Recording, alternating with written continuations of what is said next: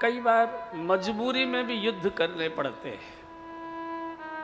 जब रोग असहाय हो जाए, फोड़ा असहाय हो जाए, किसी औषधि से फोड़े पर कोई असर नहीं पड़ता है तो डॉक्टर फिर ऑपरेशन करते हैं। तो भगवान भी सीवियर ऑपरेशन करने के लिए अयोध्या से पैदल चलकर लंका गए हैं। इधर सेना की 4 टुकड़ियां बनाई गई और भगवान श्री राम की जय के साथ बानरों ने लंका पर आक्रमण कर दिया। मारो मारो, भागो भागो, बचाओ बचाओ, हाहाकार मच गया। नागरिक लंका के रावण को गाली देने लगे, तेरा सत्यानाश जइयो, तेरे कारण से सारे लंका के नागरिक संकट में आ गए। दुष्ट के सामने कोई बोल नहीं सकता, लेकिन करे तो करी क्या। लगभग 1/4 सेना रावण की मारी गई। दूसरे दिन के युद्ध में आधी सेना मारी गई। रावण घबरा गया।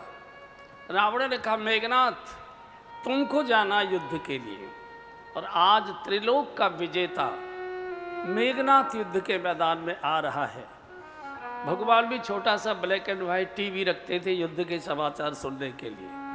तो जब भगवान ने इसमें ब्रेकिंग न्यूज़ देखी कि आज युद्ध के मैदान में त्रिलोक विजेता, एक थोड़ी गूंज कम करो, त्रिलोक विजेता मेघनाथ का प्रवेश हो रहा है। भगवान ने कहा, लखन आज तुम्हारी बारी है, तुम जाओ।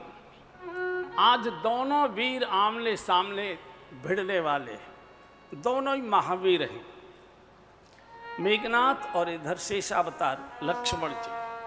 आज इस अलौकिक युद्ध को देखने के लिए आकाश में देवताओं के विमान खड़े हुए हैं। चारों ओर छुप छुप कर देवता इस युद्ध का दर्शन करना चाहते हैं। मेघनाथ जय जयकार के साथ रणांगण में आता है। भयंकर युद्ध प्रारंभ हुआ। भयंकर, मारो मारो, भागो भागो। दोनों पक्ष के योद्धा धराशायी होते जा रहे हैं। कौन जीतेगा कौन हारेगा कोई निर्णय संभव नहीं हो पा रहा है। संध्या का समय, बुराइयों में ताकत आ जाया करती है। दुर्गुण दिन छिपे के समय ही प्रकट होते हैं और आधी रात तक रहते हैं। तो सायंकाल के समय जब मेघनाथ को लगा कि वीर काबू में नहीं आएगा, थोड़े कानों को लगता है भाई, वीर काबू में नहीं आएगा, तो इसके पास एक दिव्य शक्ति थी। लक्ष्मण जी के ऊपर छोड़ दी इसने। सीने में वो त्रिशूल जाकर दिव्य शक्ति का लगा और लक्ष्मण जी मूर्छित होकर धड़ाम से रणांगण में गिर गए। मेघनाथ ने बहुत उठाकर ले जाने की कोशिश की लक्ष्मण जी के शरीर को, लेकिन जगदाधार को कैसे उठाकर ले जाता। जय जयकार करते अपने लंका में चला गया। इधर भगवान अपनी कुटिया के बाहर खड़े हैं। बार बार सुग्रीव से पूछते, सुग्रीव पूरी सेना लौट कर आ गई, भैया नहीं आया, लखन नहीं आया, क्या बात। बोले प्रभु आ रहे होंगे। आज युद्ध दूर तक भी रहा है और देर तक भी रहा है, धीरे धीरे सब आ रहे हैं। इतने में तो हनुमान जी का एक नियम था कि जब रणांगण से वापस आते थे, पूरे रण क्षेत्र का चक्कर लगा कर आते थे। कौन कौन हमारा साथी वीरगति को प्राप्त हुआ, कौन कौन घायल है, सबकी व्यवस्थाएं करके सारी संख्या अधिक लेकर भगवान को पूरी रिपोर्टिंग करते थे। तो जब पूरे रणांगण में घूम रहे तो देखा जगदाधार शेष नारायण लक्ष्मण जी मूर्छित पड़े हैं। हनुमान जी के तो पैरों की धरती खिसक गई। इधर कुटिया के द्वार पर भगवान चिंतित खड़े, बार बार पूछते, भैया क्यों नहीं आया, भैया क्यों नहीं आया। और इतने में तो मूर्छित लक्ष्मण जी को लाकर हनुमान जी ने भगवान के चरणों में लिटा दिया। भगवान ने देखा लखन मूर्छित। हनुमान क्या हुआ भैया को, लखन को क्या हुआ। बोले प्रभु मैंने सुना कि मेघनाथ ने कोई दिव्य शक्ति का प्रहार किया, उसके कारण से शेष नारायण मूर्छित हो गए। तू कहाँ था। बोले आज युद्ध थोड़ा दूर तक चल रहा था और एक जगह बानर बहुत चीख रहे थे, घबराए हुए थे, तो मैं छोड़कर उधर दौड़कर चला गया। इसी बीच में घटना घटित। भगवान ने कहा भैया मैंने तो तेरे बल पर भेजा था लखन को कि तू रक्षा करेगा, मुझे मालूम होता कि तू छोड़कर चला जाएगा, मैं लक्ष्मण को नहीं जाने देता। भगवान ने मूर्छित लक्ष्मण जी को गोद में ले लिया भैया जागो भैया जागो, लखन जागो लखन जागो। सिर सहलाते, छाती पर हाथ फिराते, हृदय से लगाते, गरम गरम आंसुओं से मुखमंडल को धोते हैं, लेकिन लक्ष्मण जी पर कोई प्रभाव नहीं हो रहा। और ऐसा लगा लखन जीवित नहीं रहेगा, तो भगवान ने कहा जाओ वन जी, सुग्रीव सेना वापस करो, सेना को वापस कर दो, मुझे जानकी नहीं चाहिए, मुझे मेरा भैया चाहिए, लखन चाहिए। मैं लखन की कीमत पर जानकी जी को स्वीकार नहीं करूंगा। और जैसे ही भगवान ने लक्ष्मण जी को गोद में लेकर उठाकर कहा मैं सागर में भाई के साथ समाधि लेता हूँ, हाहाकार मच गया, हाहाकार मच गया। एक दूसरे को देखने लगे। बूढ़े जामवन जी ने विभीषण जी को देख कर कहा विभीषण कोई वैद्य है क्या लंका में? बोले हाँ वैद्य तो है, बहुत होशियार भी है, लेकिन वो राज वैद्य है, वो रावण के अतिरिक्त किसी नागरिक को नहीं देख सकता, उसको ये रावण की ओर से आदेश है, अगर किसी को देखना होता है तो रावण के यहाँ से उसे अनुमति लेनी पड़ती है। तो हनुमान जी ने कहा मुझे तुम उसका पता बताओ, मैं देखता हूँ। बोले वो आएगा नहीं। बोले इसकी चिंता तुम छोड़ दो, मुझे बताओ। और पूरा नक्शा लेकर श्री हनुमान जी लंका में प्रवेश कर गए। रात्रि का अंधकार, ब्लैकआउट होता युद्ध के समय, रक्षक चारों ओर पहरा दे रहे हैं, कुत्ते भौंक रहे हैं, हनुमान जी चोरी के जैसे रास्तों से जा रहे हैं। नक्शा देखते देखते देखते देखते पहुंच गए। बाहर नेम प्लेट लगी थी राज्य वैद्य सुषेण। अब हनुमान जी ने यह विचार किया कि मैं अगर घंटी बजाऊंगा, कुंडी खटखटाऊंगा, तो कुत्ते भौंकेंगे, रक्षक आ जाएंगे, झगड़ा झंझट होगा और मैं यही उलझ जाऊंगा। और फिर अगर मैंने किवाड़ खुलवा भी ली तो वैद्य कहेगा मैं नहीं जाता, आप रावण से अनुमति लेकर आइए, मैं बिना राजा की अनुमति के मैं कहीं किसी नागरिक को, किसी मरीज को देख ही नहीं सकता, तो अभी झगड़ा होगा। और इसका के मुंह बंद करके मैं ले भी गया गोद बोद में भर के, तो वहाँ बदमाशी कर सकता है कि ये तो दवाई मेरे नर्सिंग होम में रखी है, आपने पहले क्यों नहीं बताई, मुझे वहाँ ले चलो, तो और झगड़ा होगा।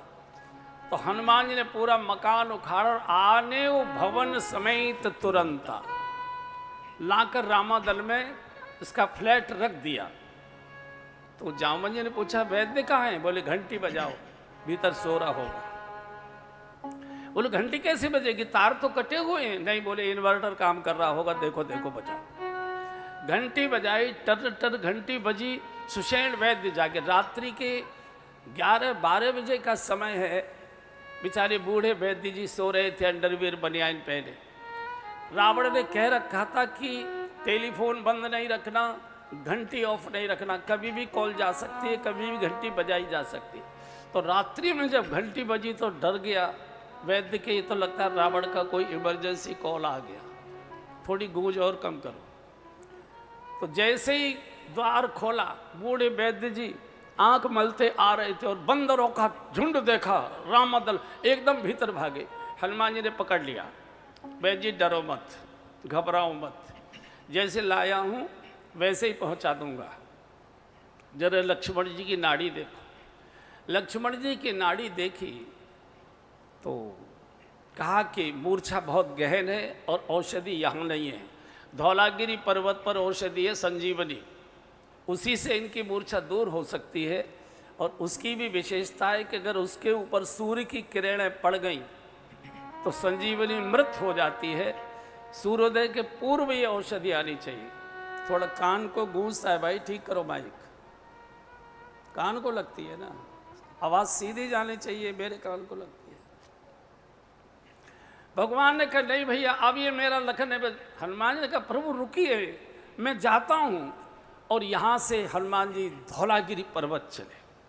रावण को पता लग गया था कि बानर धौलागिरी गया है, तो वहाँ पूरे पहाड़ में उसने आग लगवा दी कि सारी वनस्पति जल जाए।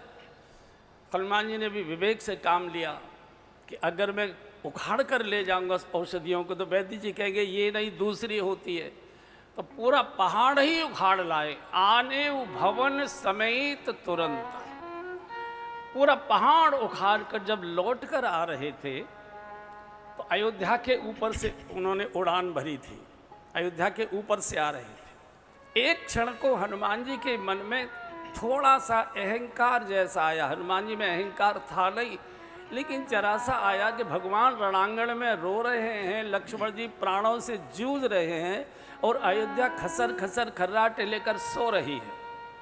एक थोड़ा सा एक अहम भाव आया। तो भरत जी की जब कुटिया के ऊपर से हनुमान जी उड़ रहे थे तो भरत जी को लगा कि कोई राक्षस जा रहा है और अयोध्या पर पहाड़ गिराना चाहता है।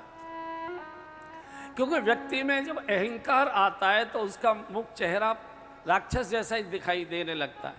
और बिना फन का बाण मारा जब भरत जी ने, हनुमान जी पहाड़ सहित गिर पड़े नंदी गांव में। और जैसे ही दौड़कर गए हैं भरत जी और पता लगा ये तो हनुमान है और मेरा भैया लखन मूर्छित है, उसकी औषधि थी। इतना रोए, मैं तो भगवान के किसी काम आया ही नहीं, मेरा तो जन्म ही भगवान को रुलाने के लिए, भगवान को दुख देने के लिए हुआ है। मेरे कारण मेरे प्रभु वन में मारे मारे घूम रहे हैं और मेरे कारण मेरा छोटा भैया लखन ये भी प्राण छोड़ देगा, चूंकि अब तो औषधि जा नहीं पाएगी।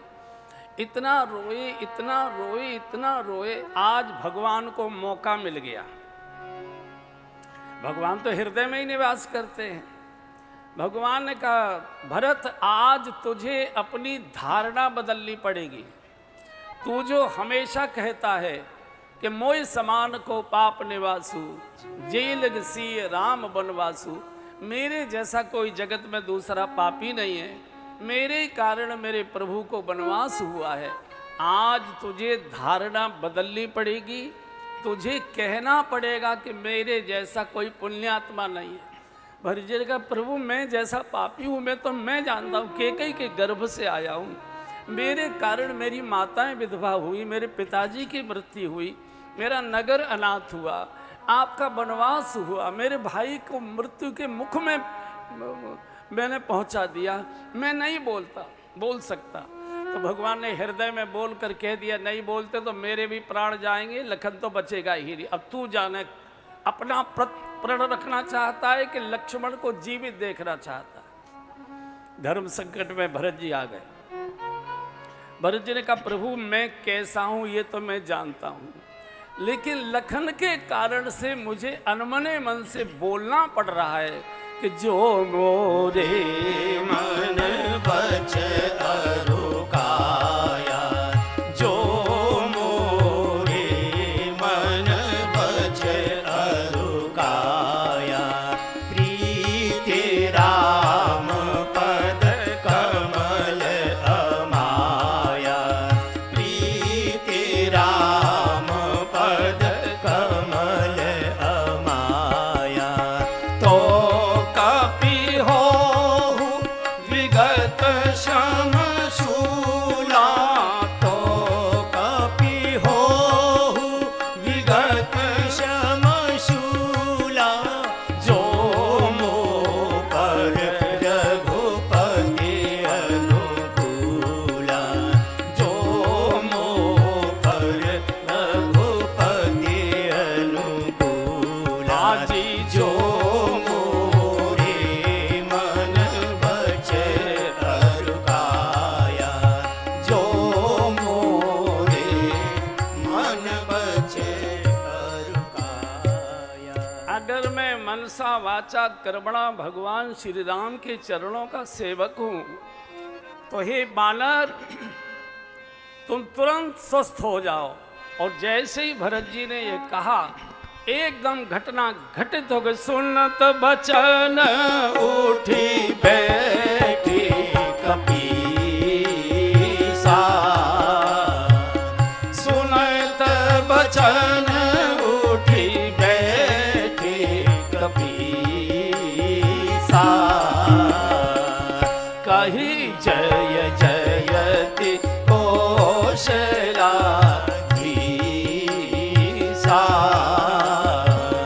कही जय जयति कौशला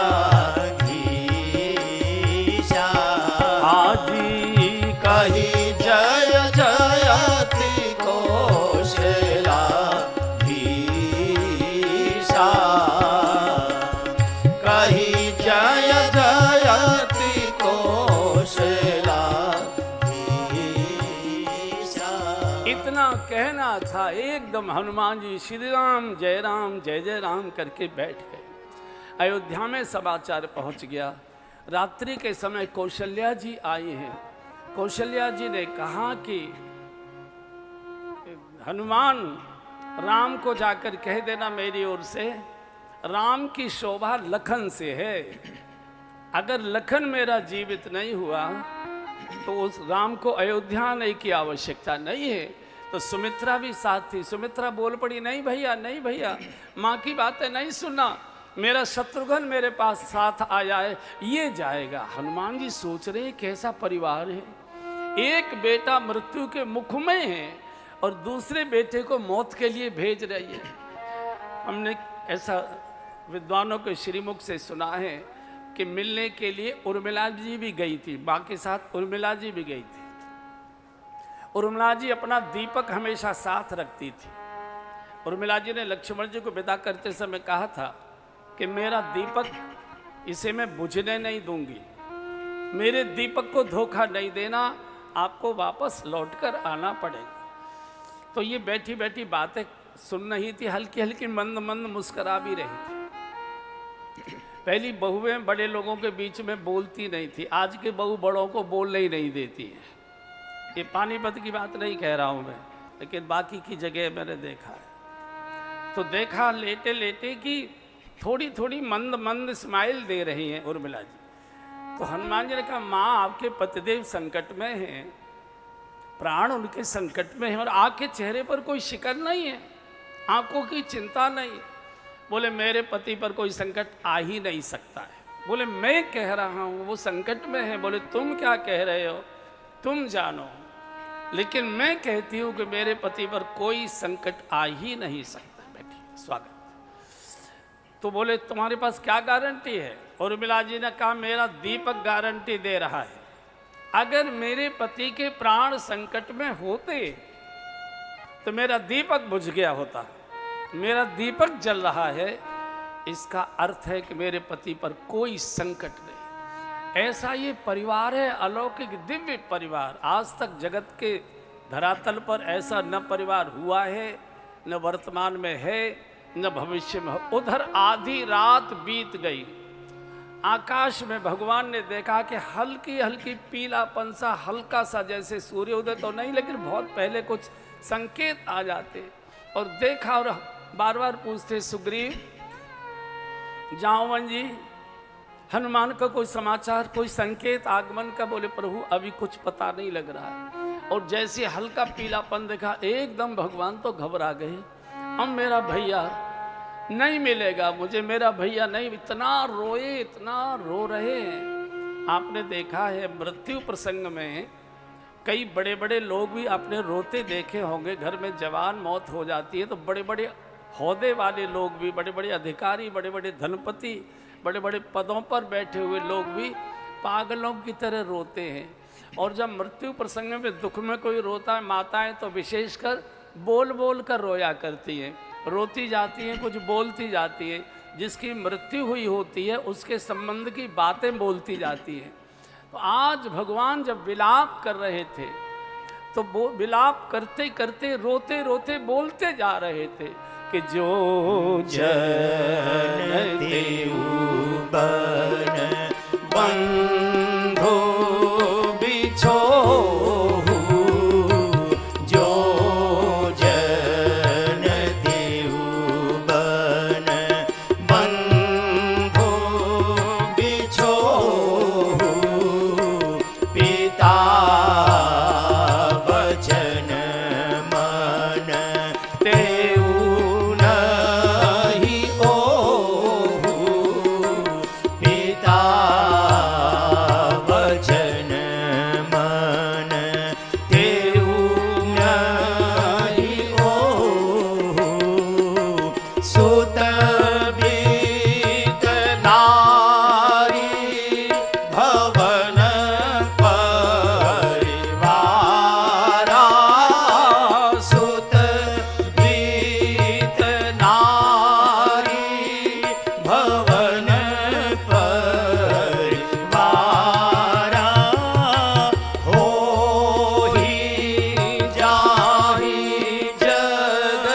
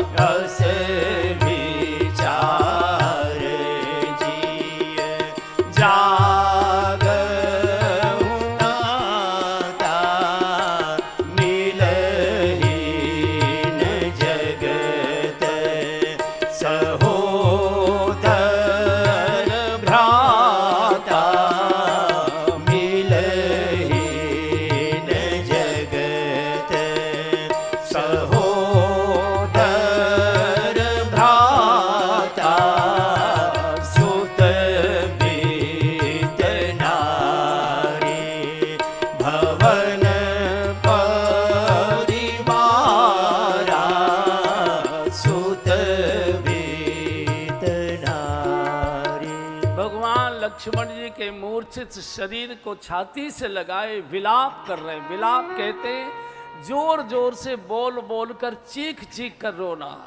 पूरी बानर सेना में करुणा भरी है, एकदम सबकी चीखें निकल रही है प्रभु की ये दशा देखकर। लखन कान खोलकर सुन ले भैया, तू जहां से भी सुन रहा हो, मेरा रुदन सुन ले। बेटा बेटी सुत बित रुपया पैसा घर परिवार माता पिता, सुत बित नारी भवन परिवारा, हमेशा मिलते रहे हैं, मिलते हैं और भविष्य में भी मिलते रहेंगे।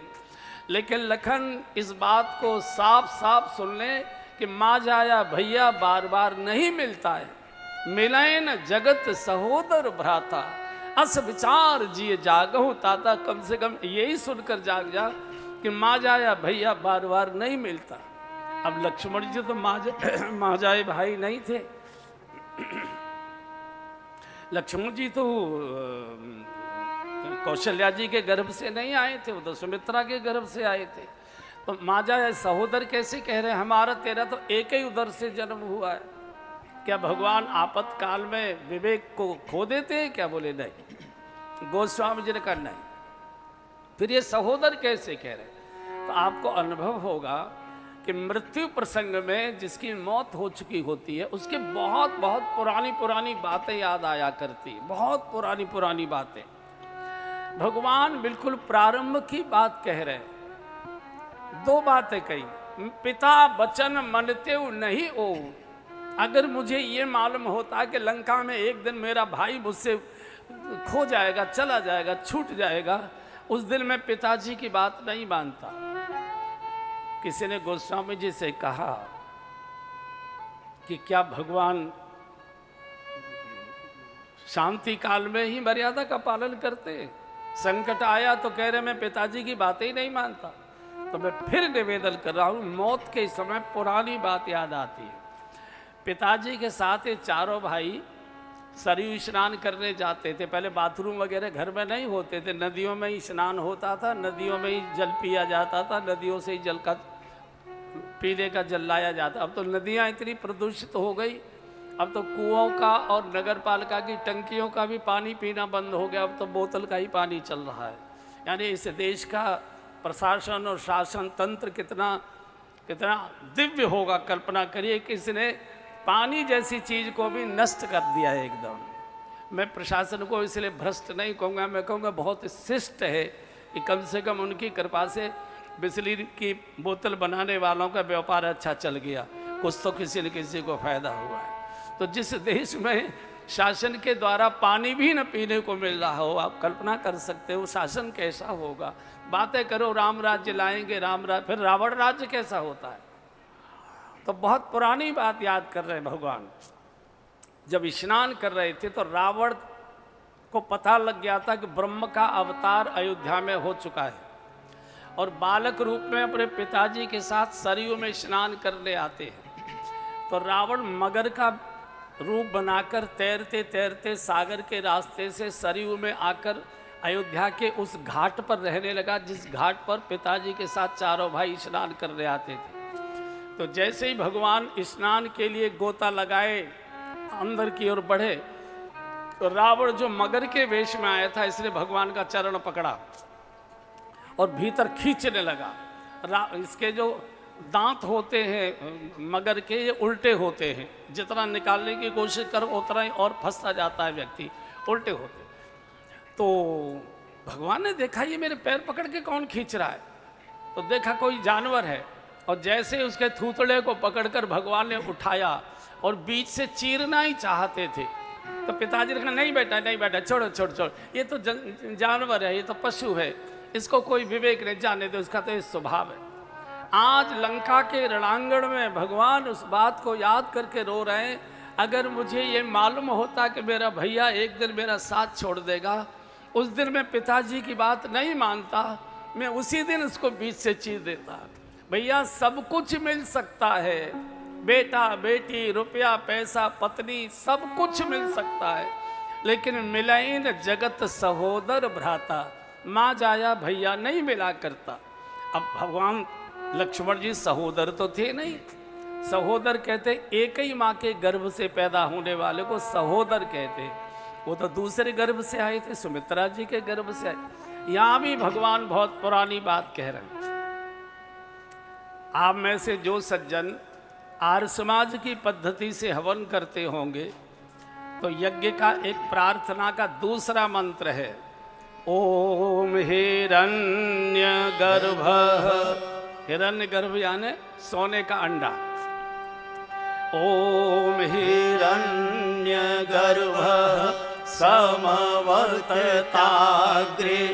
भूतस्य जातः पतिरेक आसीत् सदाधार पृथ्वी द्यामुदेवा कस्मै देवा यह विशाभिधेम।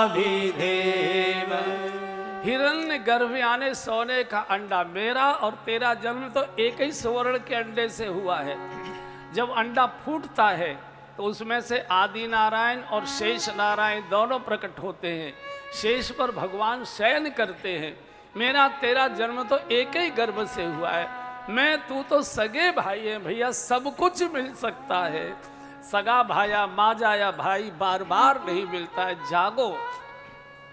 फिर भी कोई अंतर नहीं आया तो भगवान ने एकदम लक्ष्मण जी के मूर्छित शरीर को उठा लिया और मैं सागर में डूबता हूं, सुग्रीव सेना वापस करो। हाहाकार मच गया और जैसे ही हाहाकार मचा इतने में तो आए गए वो हनुमान जो करुणा में वीर रस। एकदम हनुमान जी पहाड़ लेकर आ गए। संजीवनी बूटी को घोटा है, वैद्य खड़ा था, मुख में डाला। पहली डोज दी, कोई अंतर नहीं आया।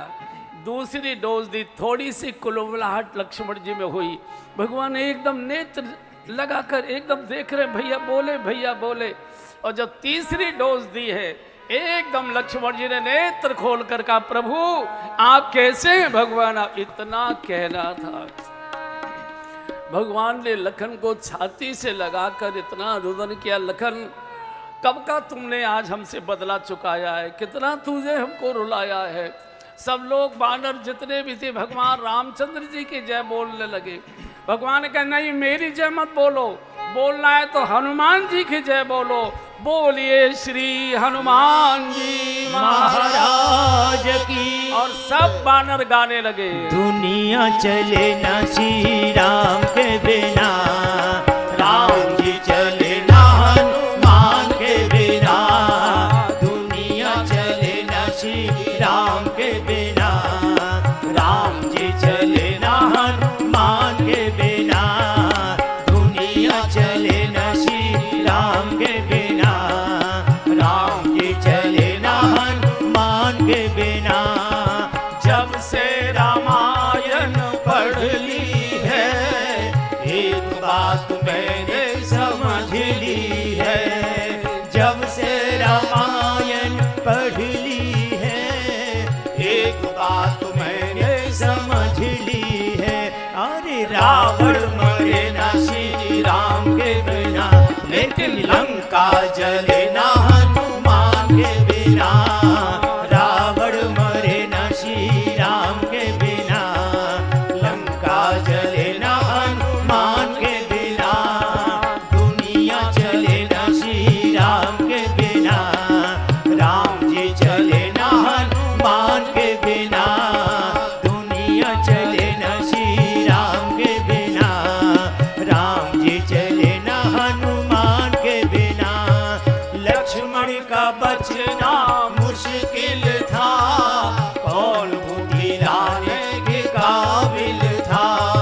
लक्ष्मण का बचना मुश्किल था, कौन बूटी लाने के काबिल था। अरे लक्ष्मण बचना श्री राम के बिना, लेकिन बूटी मिले ना हनुमान के बिना। लक्ष्मण बचे ना श्री राम के बिना, बूटी मिले ना हनुमान के बिना। दुनिया चले ना श्री राम के बिना, राम जी चले ना हनुमान के बिना। दुनिया चले ना श्री राम जी चले ना हनुमान के बिना। सीता हरण की कहानी सुनो, एक बार मेरी जुबानी सुनो। सीता हरण की कहानी सुनो, एक बार मेरी जुबानी सुनो। अरे सीता मिले ना श्री राम के बिना, लेकिन पता लगे ना हनुमान के बिना। सीता मिले ना श्री राम के बिना, पता लगे ना हनुमान के बिना। दुनिया चले ना श्री राम के बिना, राम जी चले ना हनुमान के बिना। दुनिया चले ना श्री राम के बिना, राम जी चले ना हनुमान के बिना। एक बार जय जयकार बोलिए श्री हनुमान जी महाराज की जय। रात्रि में सुषेण वैद्य को श्री हनुमान जी जैसे मकान सहित उठाकर लाए थे, पूरा फ्लैट के सहित हनुमान जी ने वहीं जाकर रख दिया। बिना हनुमान के भगवान भी आधे और अधूरे हैं। इसलिए भगवान की कोई झांकी ऐसी नहीं मिलेगी जिसमें हनुमान जी साथ में न हो। हर झांकी में जानकी जी भी साथ नहीं होती, हर झांकी में लक्ष्मण जी भी साथ नहीं होते, हर झांकी में भरत शत्रुघ्न भी कई बार साथ नहीं होते। लेकिन कोई भगवान की झांकी ऐसी नहीं है जो बिना हनुमान जी के हो। जैसे राधा के बिना श्याम आधा माना जाता है, ऐसे ही हनुमान जी के बिना भगवान भी आधे अधूरे माने जाते हैं। जब वानरों का जय जय घोष रावण ने लंका में सुना, इतना जोर से गर्जना कर करके जय जयकार कर रहे थे हनुमान जी की, तो रावण जागा और रावण ने पूछा, वो तपसी जिंदा हो गया क्या? किसी ने कहा हाँ। कैसे? बोले संजीवनी औषधि पहाड़ पर जाकर वो जो बंदर था, जो पूंछ वाला बंदर जो लंका जला कर गया था, वो ले आया। तो रावण घबरा गया कि वो तो इतनी तेज गति से उड़ने वाला दौड़ने वाला बानर है, वो तो ले आएगा, ये तो कभी भी जरूरत पड़ सकती है हमारी सेना के लोगों को भी। तो लंका की पहाड़ियों पर भी रावण को ये जानकारी थी कि कुछ संजीवनी के पौधे लंका की पहाड़ियों पर भी उगे हुए हैं। इसने पहले से ही रखे हुए थे, पहाड़ से लाकर थोड़े से पौधे रोप दिए थे, तो उसको मालूम था और अपने लिए कभी भी ज़रूरत पड़ सकती है। तो रावण एक दिन संजीवनी के पौधे खोजने के लिए आया था। इधर हनुमान जी को भी लगा कि युद्ध चल रहा है, पता नहीं किस कब को मूर्छा आ जाए और बार बार धौलागिरी जाऊं, धौलागिरी से लौट कर आऊं, विलम्ब होगा, 19-20 दिक्कतें हो सकती हैं। तो हनुमान जी भी संयोग से सवेरे के समय उसी दिन वो भी पहाड़ की इस चोटी पर, लंका के जो पहाड़ था उस पर संजीवनी खोजने चले गए। संयोग ऐसा हुआ कि रावण और हनुमान जी की दोनों की भेंट हो गई। तो रावण ने कहा, देख भाई बंदर, मैंने तेरा बड़ा नाम सुना है, तेरे मारे मेरे सारे सेना के वीर घबराते हैं। आज तू भी अकेला है और मैं भी अकेला हूँ। तेरे मुक्के की बहुत हमारी लंका में चर्चा है। मुझे लगता है तू बॉक्सिंग का शायद भारत का चैंपियन है। बोले नहीं, चैंपियन नहीं है, खेल कूद करते हैं, बंदर है, ऐसा कुछ नहीं है। बोले नहीं, देख आज तू भी अकेला है और मैं भी अकेला हूँ। ये दो मेरे ब्लैक कैट कमांडोज हैं, ये दो अलग खड़े रहेंगे। आज मेरा तेरा मुक्का युद्ध हो जाए। हनुमान जी ने पूछा क्या मतलब? बोले एक मुक्का तू मार मुझे और एक मुक्का मैं तुझे मारूंगा। जो जीतेगा वो मालिक, जो हार जाएगा उसे उसकी चाकरी करनी पड़ेगी। हनुमान जी ने कहा कि अरे जाने दो, हम तो खेल को। बोले नहीं, आज मेरा तेरा मुक्का और कोई नहीं है इस समय बीच बचाव करने वाला भी कोई नहीं है। तो हनुमान जी ने कहा कि सेफ की चाबी वगैरह दे आए हो बच्चों को, कैसे ही चले आए हो? अरे क्या मतलब? बोले अगर मैंने मुक्का मार दिया तो फिर यहाँ से जा नहीं पाओगे, इसलिए ऐसा करो, चाबी वाबी पत्नी को बच्चों को दे आओ, जो भी साइन वाइन करने हैं चेक वगैरह पर सब कर करा के आ जाओ, फिर तुम यहाँ से जाने। बोले क्या बोलता, मार मुक्का मार। हनुमान जी ने कहा आप मारिए। बोले नहीं तू मार। बोले नहीं आप मारिए। रावण की बोली बहुत खराब है, भाषा बहुत खराब बोलता है। भगवान आप ही आप कर रहा है, वो तू ही तू कर रहा है। हनुमान जी ने कहा आप मारिए। बोले नहीं तू मार, तू छोटा है। हनुमान जी ने कहा छोटे बड़े के चक्कर में मत पड़ो, मैं कह रहा हूं कि आप मारो। बोले क्यों कह रहा है? बोले मैं इसलिए कह रहा हूं कि आपको मुक्का मारने की इच्छा हो रही है ना, एक बार मार लीजिए, इच्छा पूरी कर लीजिए। अगर मैंने मुक्का मार दिया तो फिर मुक्का मारने लायक तुम रहोगे नहीं और तुम्हारे मन की मन में रह जाएगी। तो हनुमान जी ने भी सोचा कहीं ऐसा ही ना हो जाए, वो रावण ने सोचा कहीं ऐसा ही ना हो जाए। बोले ठीक है ठीक है। तो रावण ने एक मुक्का हनुमान जी को मारा, एक मुक्का। और जैसे ही रावण का मुक्का लगा, हनुमान जी घुटने के बल टिक गए, घुटने के बल। रावण मोह है, और मोह बड़े बड़े त्यागी तपस्वी के भी घुटने टिकवा देता है। बड़े बड़े त्यागी तपस्वी भी भोग के सामने घुटने टेक देते। भगवत नाम लेकर थोड़ी देर बाद हनुमान जी ठीक ठाक हो गए। हनुमान जी ने कहा रावण अब दक्ष में खड़े हो जाओ। शाखा गए हो कि नहीं? आराम दक्ष आता है कि नहीं तुमको? दक्ष में खड़े हो जाओ, एड़ी पंजे मिलाओ और सब देवताओं को याद कर लो, जितने भी कुछ भी याद करने सबको याद कर लो। अब तुम जा नहीं पाओगे। रावण आंख मिचमिचा के जैसे छोटे बच्चे से कौन आंख बंद कर, तो छोटा बच्चा ऐसे आंख उसकी मिचमिचाती है, ऐसे ऐसे कर रहा है। डर के मारे रावण ऐसे मिचमिचा रहा है, पता नहीं कितनी जोर से मुक्का मारेगा। और जैसे ही भगवान श्री राम के पावन नाम का संकल्प लेकर हनुमान जी ने रावण को एक मुक्का मारा। मुट्ठी का एक ताही कपि मारा, मुट्ठी का एक ताही कपि मारा, मुट्ठी का एक ताही कपि मारा, मुट्ठी का एक ताही कपि मारा, पराशैल जनु बज प्रहारा, पराशैल जनु बज प्रहारा। आजी मुट्ठी का एक ताही कपि मारा, मुट्ठी का एक ताही कपि मारा। हनुमान जी ने भिन्ना के जो एक मुक्का मारा, और संयोग से पूज्य स्वामी जी महाराज का भी शुभागमन हो रहा है। अब तो हनुमान जी में और 10 गुनी ताकत आएगी।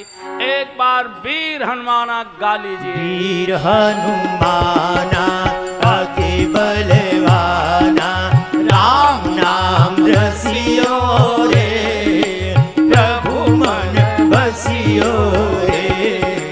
वीर हनुमाना अति बलवाना, राम नाम रसियो रे, प्रभु मन बसियो रे। अरे वीर हनुमाना अति बलवाना, राम नाम रसियो रे, प्रभु मन बसियो रे। बजरंग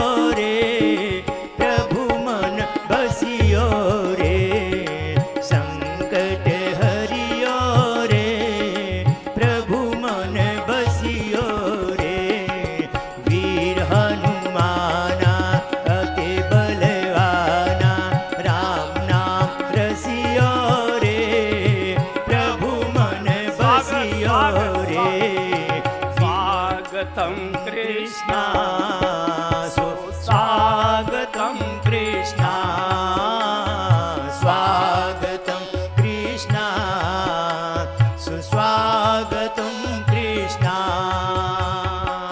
स्वागतं सुस्वागतं शरणागतं कृष्ण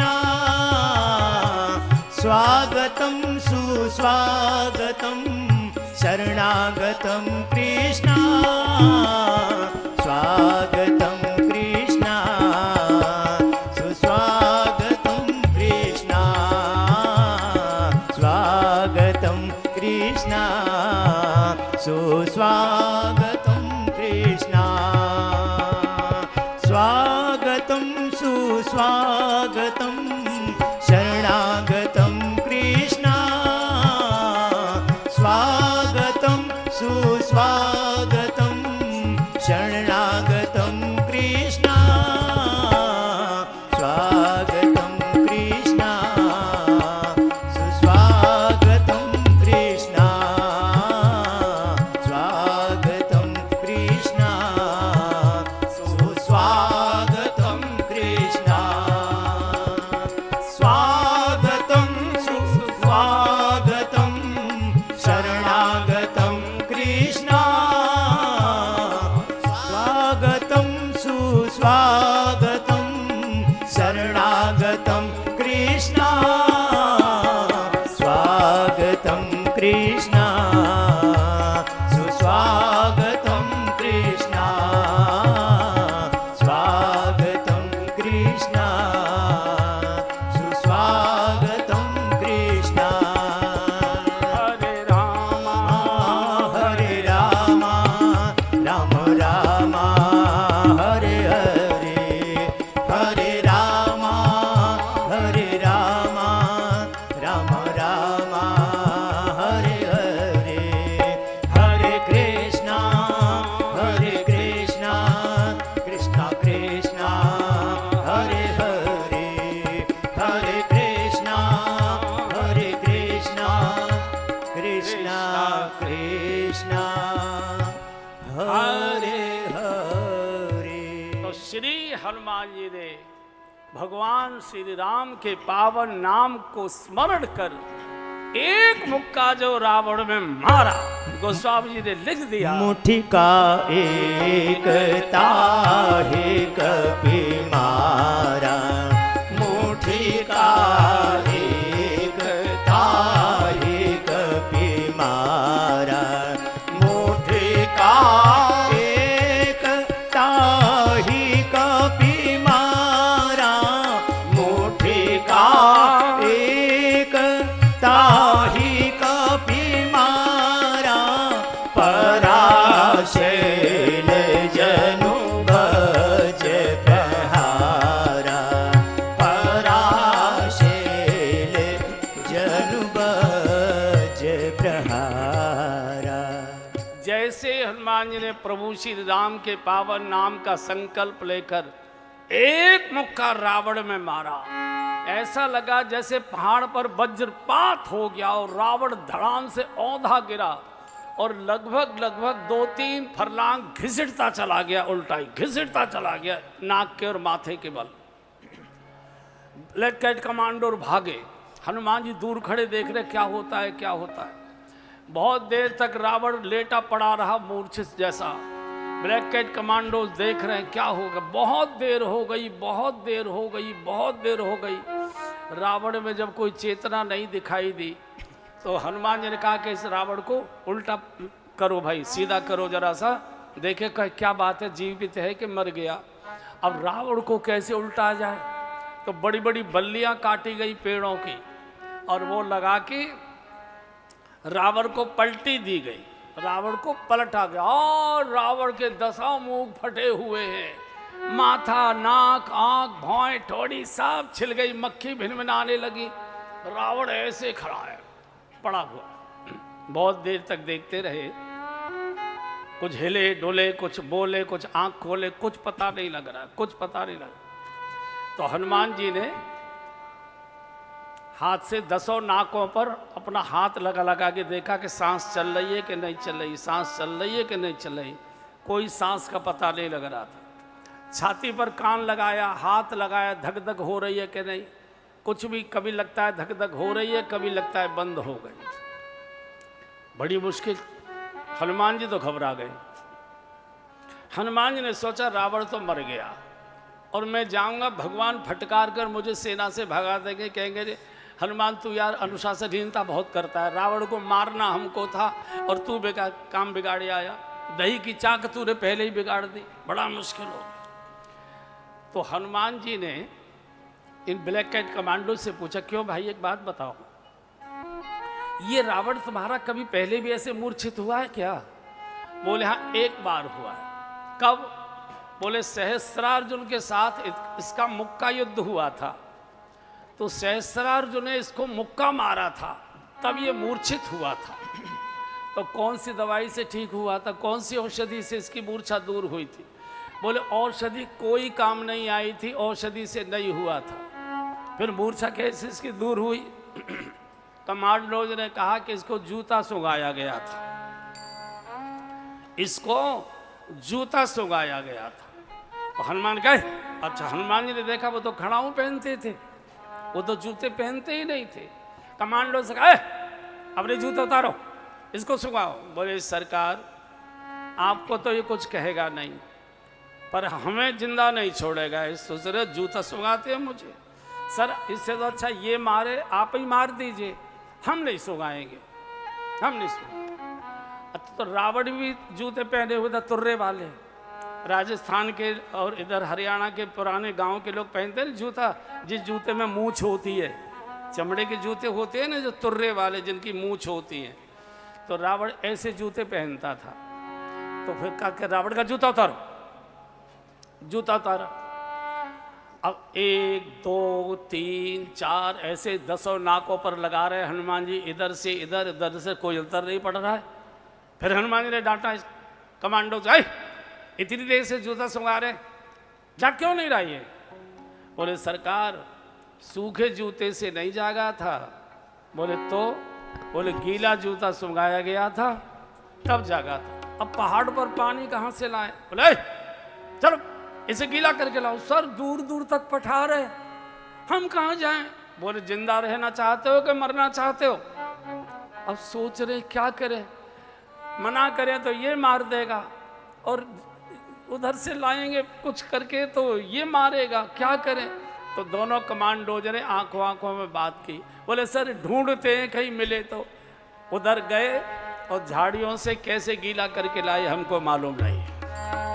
और जैसे ही जूता सूंघा मुरझा गई बहोरे सो जागा, मुरझा गई बहोरे सो जागा, मुरझा गई बहोरी सो जागा, मुरझा गई बहोरी सो जागा।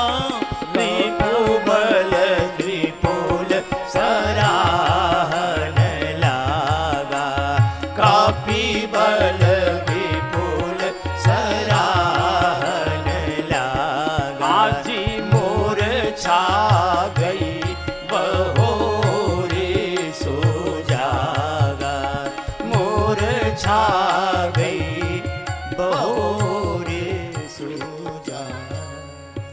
जैसे ही रावण की मूर्छा दूर हुई, हनुमान जी के बल पौरुष की बखान गुणगान करने लगा। रे बानर, मैंने बड़े बड़े वीर अपने जीवन में देखे, लेकिन तेरे जैसा महावीर मैंने पहली बार देखा है। हनुमान जी को नाचना चाहिए था, रावण कभी किसी की प्रशंसा करता नहीं था। हनुमान जी की प्रशंसा करने के लिए रावण मजबूर हो गया। हनुमान जी को नाचना चाहिए था खुशी में कि रावण मेरी जय जयकार कर रहा है, लेकिन हनुमान जी रोने लगे और अपने को धिकारने लगे। धिक धिक धिक पौरुष धिक मोही, धिक धिक धिक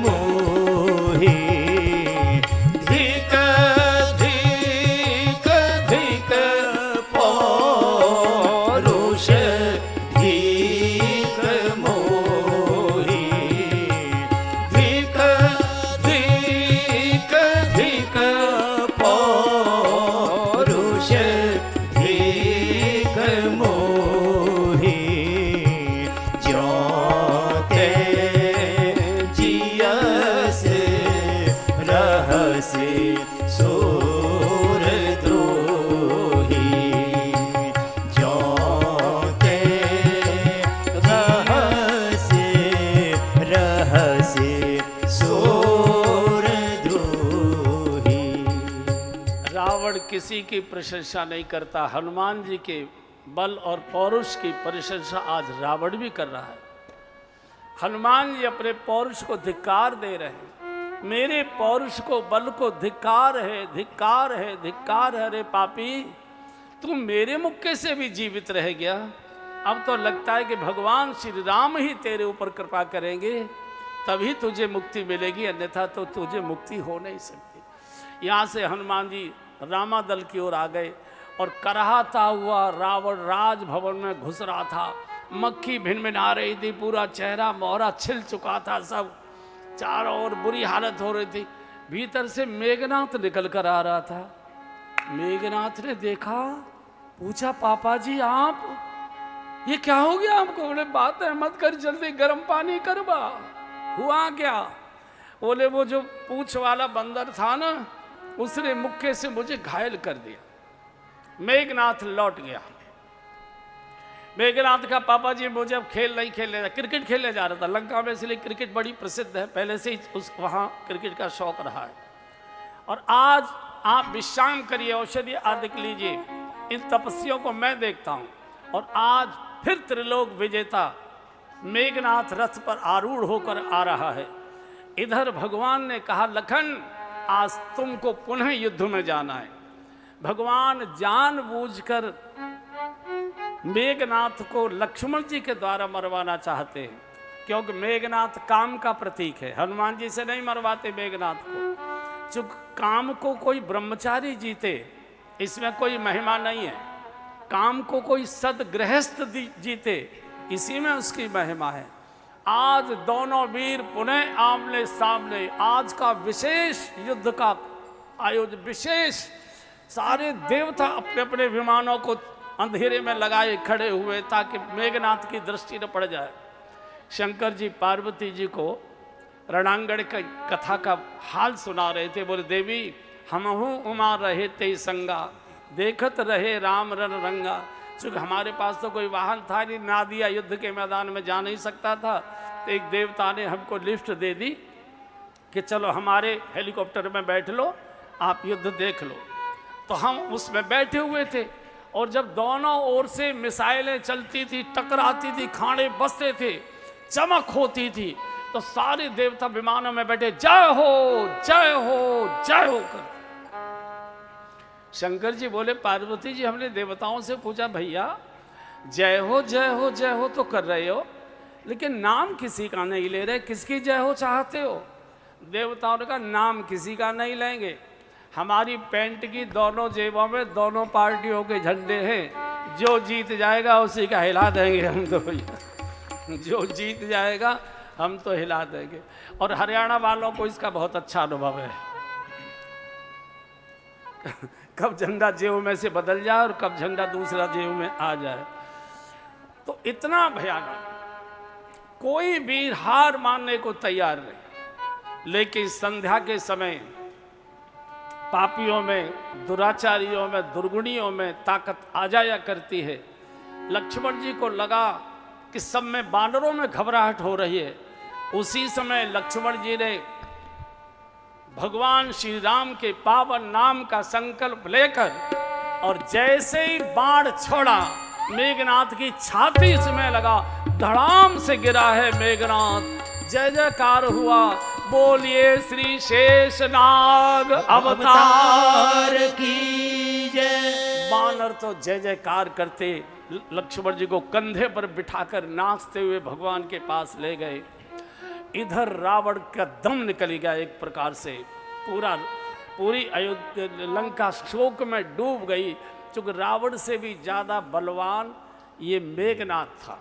मेघनाथ ऐसा युद्ध करने में माहिर था कि जब वो बाण छोड़ता था तो आकाश से अग्नि प्रकट होती थी और धरती से जल की धाराएं फूटने लगती थी, तो बच ही नहीं सकता था। क्योंकि एक काम का प्रतीक है। काम जो है या तो वासना की अग्नि में जला देता है या वासना की कीचड़ में डुबो देता है, फंसा देता है। और लक्ष्मण जी जैसा परम तपस्वी, परम ब्रह्मचारी, विवाह के बाद भी कभी उर्मिला जी से संपर्क ही नहीं किया, ऐसा तेजस्वी ब्रह्मचारी ही काम को जीत सकता है। और कभी लक्ष्मण जी 14 वर्ष सोए नहीं। सोए नहीं माने हमेशा जागृत अवस्था में रहे हैं। हम सब मोह की निशा में सोते रहते हैं। मोह निशा सब सोवनिहारा,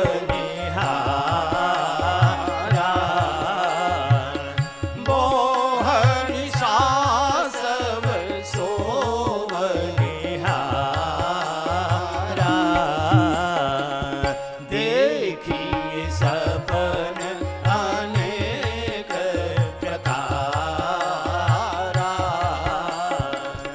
देखिए सपन अनेक प्रकारा, आजी देखिए सपन अनेक प्रकारा, देखिए सपन अनेक प्रकारा।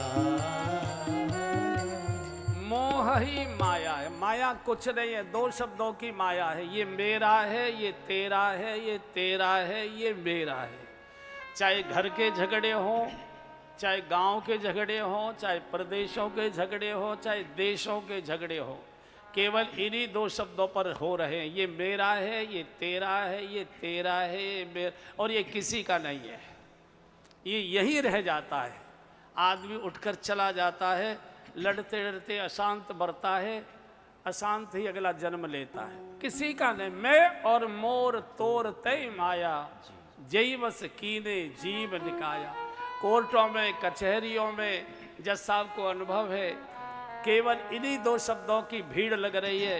ये मेरा है, ये तेरा है, ये तेरा है और मेरा, और ये किसी का नहीं। मेरा मेरा कह के फूला, मेरा मेरा कह के फूला, मेरा मेरा कह के फूला, मेरा मेरा कह के फूला, माया के वश हमको भूला, माया के वश प्रभु को भूल, मेरे बजे कान पे ढोल, अरे मन बाबरिया, बजे कान पे ढोल, अरे मन बाबरिया, राम राम नित बोल, अरे मन बाबरिया, राम राम नित बोल, अरे मन बाबरिया, राम नाम है प्रभु का प्यारा, राम नाम है प्रभु का प्यारा, जीवन का है यही सहारा। सहारा, जीवन का है यही सहारा, अरे इधर उधर मत ढोल, अरे मन बावरिया, इधर उधर मन बोल, अरे मन बावरिया, राम राम नित बोल, अरे मन बावरिया, राम राम नित बोल। हरे नाम हरे नाम हरे नाम ऐव केवलम, कलौ नास्तेव नास्तेव नास्तेव गतिरन्यथा। इस कलिकाल में केवल केवल और केवल एक ही पूजा है, एक ही पाठ है, एक ही अनुष्ठान है। जैसे हो वैसे सोते जागते उठते बैठते नहाते धोते खाते पीते, खाए बिना खाए, नहाए बिना खाए, मन से बेमन से, किलस कर झीक कर, जैसे भी हो भगवान के नाम का स्मरण करो, बेड़ा पार हो जाएगा। बिजली के तार को जानबूझकर छुओगे तो भी झटका खाओगे, अनजाने में छुओगे तो भी झटका खाओगे। दवाई को गाली देकर खाओगे तो भी फायदा करेगी, और हाथ जोड़कर खाओगे तो भी फायदा करेगी। भगवान का नाम ही कलयुग का एक में, कोई भी नाम लीजिए, जो भी नाम आपकी जिह्वा पर आ जाए, हर नाम भगवान का। सबके 1000 नाम है। गोपाल सहस्र नाम, विष्णु सहस्र नाम, राम सहस्र नाम, दुर्गा सहस्र नाम, शिव सहस्र नाम, सभी नाम उनके हैं। यहाँ बहुत बूढ़ी कोई माता जी बैठी होंगी। पहले घर में कई कई बच्चे होते थे और दादी को कोई बच्चा बुलाना है तो वो सबके नाम बोल देते, छुटकू बटकू बड़े ऐसे वैसे, जो सुन लेगा वही आ जाएगा, जो सुन लेगा वही आ जाएगा। तो कलयुग का एक वे भजन है। किसी बड़े कठोर अनुष्ठान में पूज्य स्वामी जी को प्रणाम करते रहिए, इनका दर्शन कर लिया करिए, सारे अनुष्ठानों का पुण्य आपको अपने आप मिल जाएगा बिना कुछ किए। तुम बैठे बैठे सोफे पर चाय की चुस्की लगाते रहो और भगवान का नाम लेते रहो, तुम्हारा बेड़ा पार इसी से हो जाएगा। बाकी क्लिष्ट पूजा पाठ ये स्वामी जी को भगवान ने अवतार के रूप में भेजा है, वो करेंगे। तुम इस चक्कर में मत पड़ो, बस प्रणाम कर लो, तुम्हारा कल्याण होगा। प्रणतः क्लेश नाशाय गोविंदाय।